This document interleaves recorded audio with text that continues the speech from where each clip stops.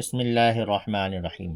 اب یہاں سے تنوین اور نون ساکن کے قواعد شروع ہو گئے، اور یہاں پہ تختی نمبر 9 اظہار، یہ جو نورانی قاعدے کی تختی نمبر 9 ہے۔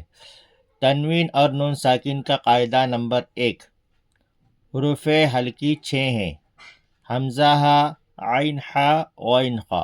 حروف حلقی مطلب یہ حروف حلق سے ادا ہوتے ہیں، اس لیے ان کو حروف حلقی کہا جاتا ہے۔ تنوین یا نون ساکن کے بعد تنوین 2 زبر 2 زیر 2 پیش، اور نون ساکن یعنی جزم والا نون۔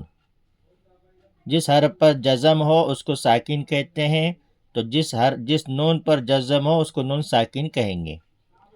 تنوین یا نون ساکن کے بعد حروف حلقی یعنی یہ 6 حروف حمزہ ہا، عین ہا، غین خا۔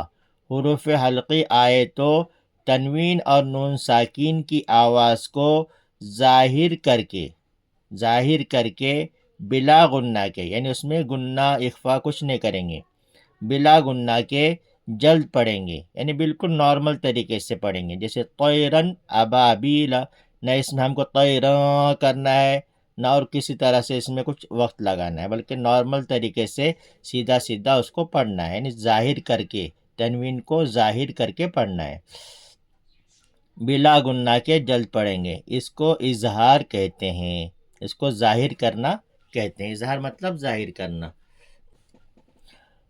اب اس کی مشق کریں گے۔ طیرن ابابیل، طیرن ابابیل۔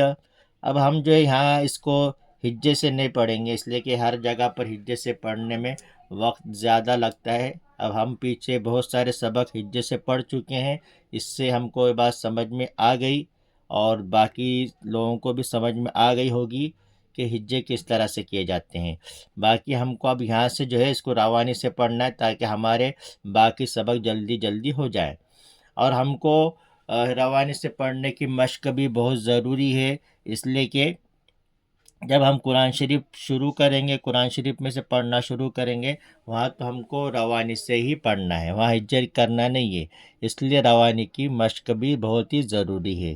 بعض مرتبہ ایسا ہوتا ہے کہ کچھ بچے ہجے کرنے کے اتنے عادی بن جاتے ہیں کہ جب وہ قرآن شریف میں پہنچتے ہیں تو ان کو پڑھنا بہت مشکل ہو جاتا ہے، اس لیے کہ ان کو ہجے سے ہی پڑھنے کی عادت ہوتی ہے۔ جب ہجے سے پڑھیں گے تبھی وہ پڑھ سکیں گے، اور روانی سے وہ پڑھ نہیں سکتے، اس لیے روانی سے پڑھنے کی بھی مشق ہونا بہت ضروری ہے۔